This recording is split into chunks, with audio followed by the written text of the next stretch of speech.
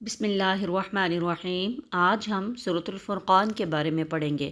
سورۃ الفرقان کا تعارف، یہ قرآن مجید کی 25ویں سورت ہے جو مکہ میں نازل ہوئی، 77 آیات اور 6 رکوع پر مشتمل ہے۔ اس کا دور نزول مکی ہے اور زمانہ نزول مکی زندگی کا دور متوسط ہے۔ عدد سورت 25 ہے اور عدد پارہ یعنی کہ اس پارے میں ہے 18 اور 19۔ آیات کی تعداد 77، الفاظ کی تعداد 896، حروف 3786 ہیں۔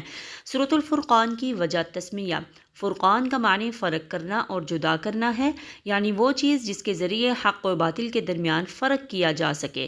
قرآن مجید کے بہت سے ناموں میں سے ایک نام الفرقان بھی ہے جو اس سورت مبارکہ کی پہلی ہی آیت میں مذکور ہے۔ اسی مناسبت سے اس سورت مبارکہ کا نام بھی فرقان رکھا گیا۔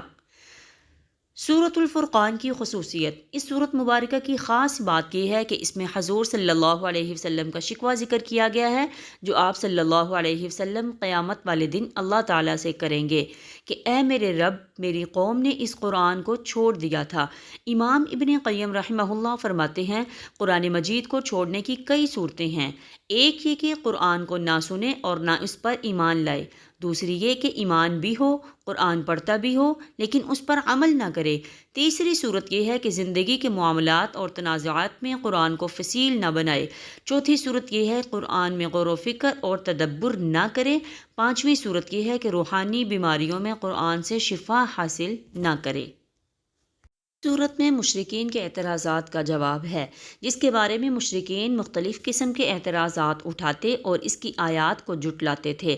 ایک گروہ اسے گزشتہ قوموں کے قصے اور کہانیاں قرار دیتا تھا، دوسرا گروہ اسے حضرت محمد صلی اللہ علیہ وسلم کا افطراء اور ایسی تخلیق کہتا تھا جس میں اہل کتاب نے آپ کے ساتھ تعاون کیا، تیسرے گروہ کے خیال میں یہ واضح جادو تھا۔ سورۃ الفرقان کے مضامین۔ سورۃ الفرقان کے آغاز میں اللہ تعالیٰ کی عظمت، حضرت محمد صلی اللہ علیہ وسلم کی شان اور قرآن مجید کی حقانیت کا جامع بیان ہے۔ جھوٹے خداؤں کی بے بسی اور لاچارگی کا ذکر ہے۔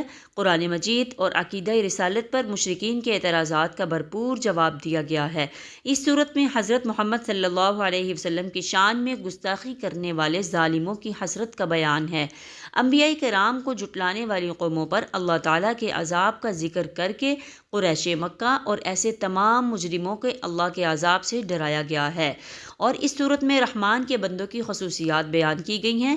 نمبر 1، رحمان کے بندے وہ ہیں جو زمین پر عاجزی کے ساتھ چلتے ہیں اور جاہلوں سے واسطہ پڑے تو سلامتی سے چل دیتے ہیں، اور جو اپنے رب کے حضور سجدے اور قیام میں راتیں گزارتے ہیں اور جو دعائیں کرتے ہیں کہ اے ہمارے رب ہمیں جہنم کے عذاب سے بچا لے، اس کا عذاب تو چمٹ جانے والا ہے اور وہ تو بڑا ہی برا ٹھکانہ اور مقام ہے، اور جو اللہ کے سوا کسی اور معبود کو نہیں پکارتے، اللہ کی حرام کی ہوئی کسی جان کو ناحق نہیں قتل کرتے اور نہ زنا کے مرتکب ہوتے ہیں۔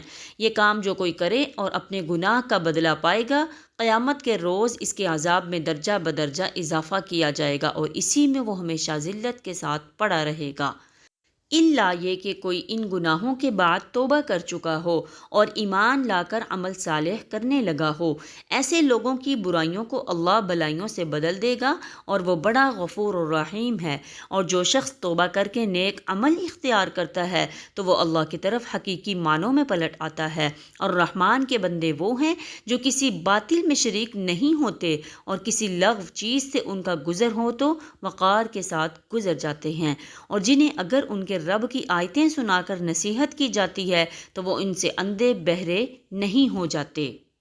سورۃ الفرقان کا مطالعہ کرنے سے جو علمی و عملی نکات معلوم ہوتے ہیں وہ کچھ یہ ہیں۔ قرآن مجید حق اور باطل میں فرق کرنے والا کلام ہے جو تمام جہانوں کے لیے نازل کیا گیا ہے۔ اللہ تعالیٰ حضرت محمد صلی اللہ علیہ وسلم اور قرآن مجید پر اعتراضات کا بنیادی سبب قیامت کو جھٹلانا ہے۔ برے لوگوں کو دوست بنانے والے دنیا میں بھی نقصان اٹھاتے ہیں اور قیامت کے دن بھی اپنے آپ پر افسوس کریں گے۔ قیامت کے دن حضرت محمد صلی اللہ علیہ وسلم اللہ تعالیٰ سے عرض کریں گے کہ میری قوم کے بہت سے لوگوں نے اس قرآن پاک پر عمل کرنے کو چھوڑ رکھا تھا۔ تعالیٰ کے خاص بندے خاص صفات کے حامل ہوتے ہیں۔ اللہ تعالیٰ کے ہاں کسی کو خاندانی حسب، نسب، زبان یا خوبصورتی کی وجہ سے مقام نہیں ملتا، بلکہ اچھے کردار کی وجہ سے مقام ملتا ہے۔ سورۃ الفرقان کا مکمل تعارف، مضامین، علمی و عملی نکات جاننے کے بعد آپ اس کے سوالات کے جوابات دینے کے قابل ہو چکے ہیں۔ اس کے کل 5 سوالات دیے گئے ہیں اور ہر سوال کے 4 جوابات دیے گئے ہیں۔ سوال نمبر 1، حق و باطل کے درمیان فیصلہ کرنے والا کس کا معنی ہے؟ یعنی قرآن کا، فرقان کا، ذیشان کا، رحمان کا۔ کومنٹس میں درست جوابات سے آگاہ کی